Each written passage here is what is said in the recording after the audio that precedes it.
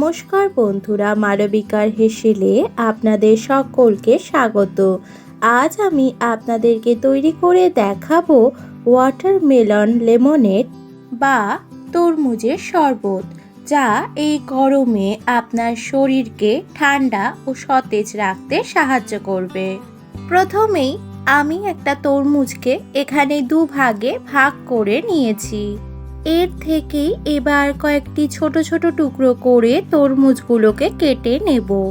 তরমুজের মধ্যে যেন কোনো দানা না থাকে সেটা কিন্তু ভালো করে দেখে নিতে হবে।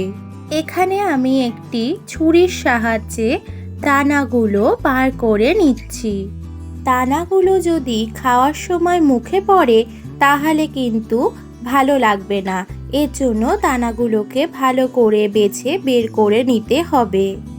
এবার তরমুজটাকে আরও ছোট ছোট টুকরো করে কেটে নিতে হবে।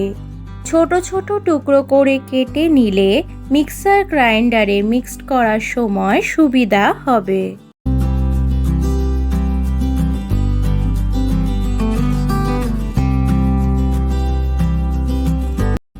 তরমুজটাকে এভাবে ছোট ছোট টুকরো করে কেটে নিয়েছি।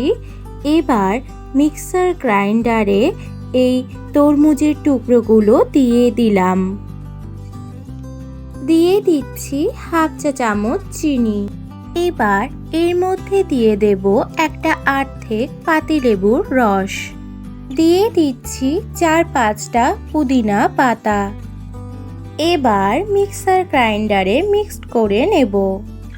মিক্সড করা হয়ে গেছে আর এরকম একটা লিকুইড তৈরি হয়েছে।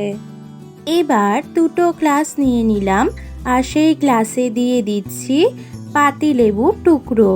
দিয়ে দিচ্ছি গ্লাসের মধ্যে আরও 3-4টে পুদিনা পাতা। এবার দিচ্ছি কয়েকটি ছোট ছোট তরমুজের টুকরো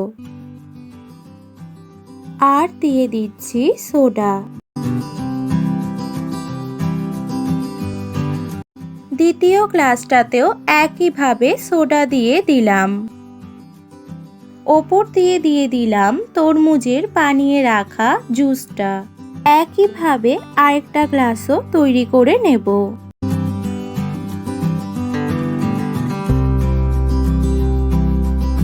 এবার এটাকে দেখতে যাতে আরো সুন্দর লাগে তার জন্য দিয়ে দিলাম গ্লাসের ওপর দুটো তরমুজের টুকরো। তৈরি হয়ে গেল গরমে খাওয়ার জন্য ওয়াটারমেলন লেমনেড বা তরমুজের শরবত।